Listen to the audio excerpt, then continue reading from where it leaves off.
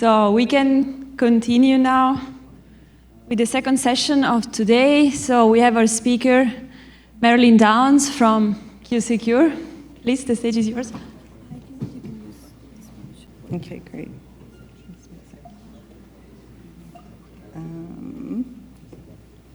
There we go. So the beauty of talking right now is most of you guys are still asleep.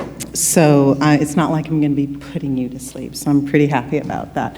So I'm with QuSecure. My name is Marilyn Downs, class of 84, 6'1", which I was told the other day was now 6'2", but electrical engineering, computer science.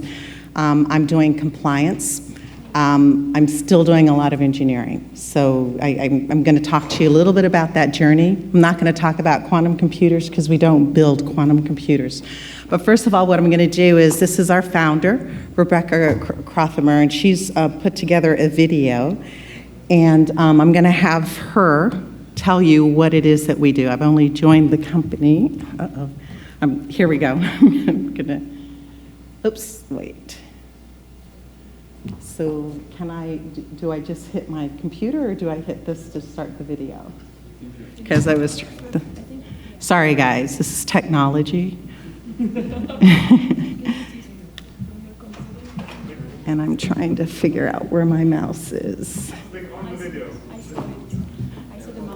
I can't find, I'm blind also. No, I'm not, I'm sorry, there we go. Doop. This work this afternoon.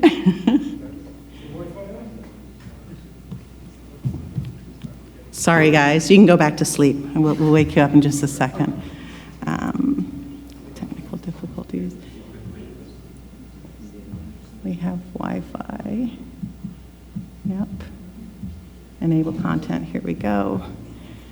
And then let me go back into slideshow. Sorry, you guys. Okay, here we go.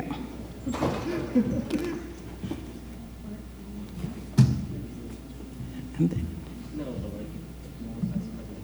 okay, here. Quantum computing is a rapidly advancing technology that will revolutionize industries by solving complex problems that elude even today's supercomputers. But what happens when such a computer is used to attack the digital infrastructure that safeguards our public institutions and private businesses' most sensitive data and communications? Encryption is the backbone of our society's cybersecurity.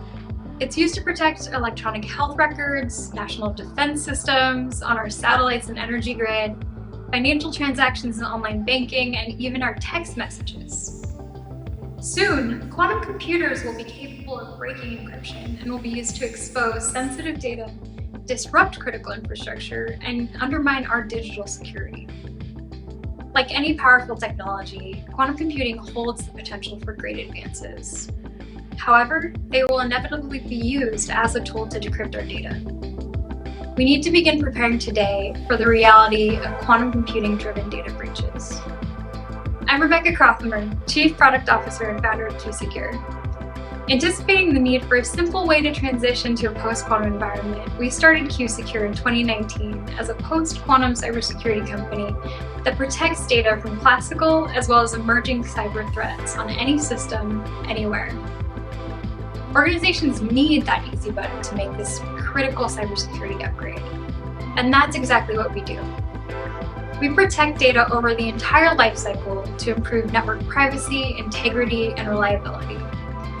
We are the only US-founded, funded, and focused company that delivers proven, legacy-compatible, quantum-resilient cybersecurity software that is ready for use today.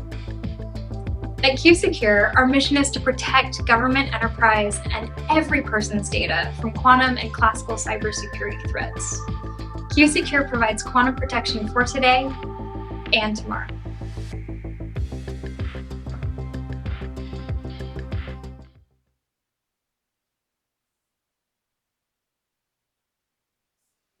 How many of you, this is going to be a show of hands, how many of you guys have had or know of somebody who's had their identity stolen? Okay. Up, yay, yay. Yeah, so what happens is this becomes very personal. most of the time when people want to, what we have is now we have hackers that are, coming around. They're stealing data now. They're stealing it now to decrypt later, right? So this is why we are so passionate about trying to get our post-quantum cybersecurity implemented now, because it protects your classical computer with quantum entropy, so it makes it much more difficult when quantum computers come in and the hackers start using it. Nation states are doing it. You've got China, you've got Korea, you've got United States. We're really into quantum computing right now. How many of you guys vote? Okay, of you guys who are voting, how many of you know who your senators and your representatives are? Okay, how many of you know that they are trying to protect and writing laws by saying that we have to start moving forward with quantum security? Right? So what's starting to happen is this is starting to become in the future. We have a lot of people who they realize the threat that is coming towards us, and they realize that we need to do something now. It's not something that we can wait until we have 4K qubits to say, okay, now let's start protecting our data. Because think about it. People are taking your data now. They're holding on to it. Quantum computers are coming in the future. There you go. Everything's encrypted, your bank accounts, everything, they have all of the data. It's up to you to fix everything. So our government and our House of Representatives are actually trying, there are laws to try and do that. So let's go here. Let's talk about, so that's the bad part of quantum computing. Let's talk about the good part. We have big data, right? We can do a lot of good. You can go through the analysis and you can come up with ways to predict weather forecasting, accurately predict weather forecasting, not, oh, we think it's going to go this way, but you kind of know because the quantum computer will be able to help you because it can actually do all the calculations. Financial modeling, they can actually predict what the financial markets are going to do or how you want to start doing your investing. Drug development, that's a huge one. You can go through all sorts of different scenarios and pick the ones that end up with the best outcome for the people that are involved. Like I indicated, we have our hackers. We have ethical hackers. There's nothing wrong with that. But we're worried about the other ones. We're worried about our transportation systems, our energy grids, our dams, controlling everything, and that's what we're doing. So we are here not as a quantum computing platform, because that's not what we do. We use quantum entropy to encrypt our keys and to provide you with post-quantum encryption. Say that a lot of times, mini fast. So, and I lost my time, so I don't know where I am with regards to time. So I forgot to start my thing because I got flustered. Okay, a couple more minutes. So that's kind of what I wanted to talk about. I wanted to put it there, put it out there that there are many ways that you can contribute to quantum computing other than just building a quantum computer and working on a quantum computer. There are lots of things that we can do. So let's go. So the next slide is one of our traditional marketing slides, not that this one's not. But this one kind of talks about what it is that we are doing and stuff like that.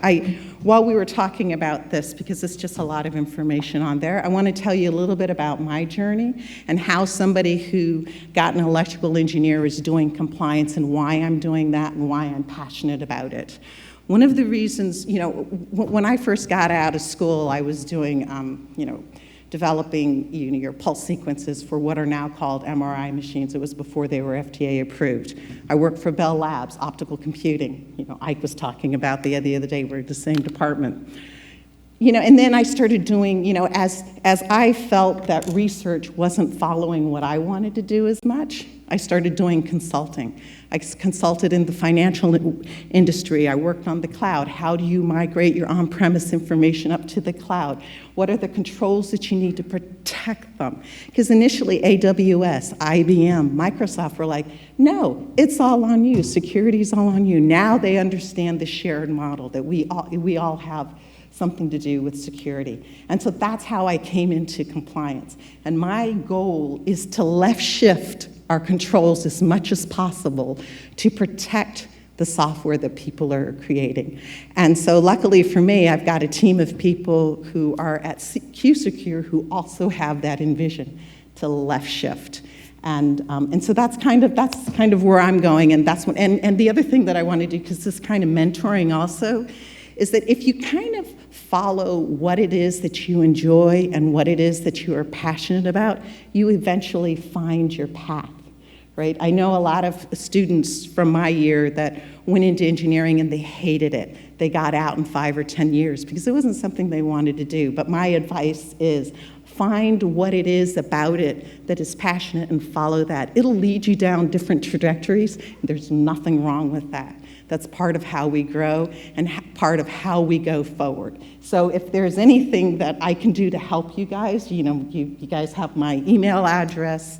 If you need any information, I'm more than happy to do that. Oh, one other thing that I wanted to say, if I have a few minutes, is last week I was told about, if you're interested in energy. So we have there's a bipartisan bill that's going through in the House that's saying, if you are an institution of higher learning, or if you're a person, they are going to give fellowships and money to people who are interested in applying quantum computing to the energy sector, to protecting our energy sector. So there's a lot to do, and the reason why I started out with voting is if we understand that, and we have people who are lobbying our government and stuff like that to make these funds available to us, especially in these times. So, if you have any questions, willing to take them. I don't know if I have more time, but.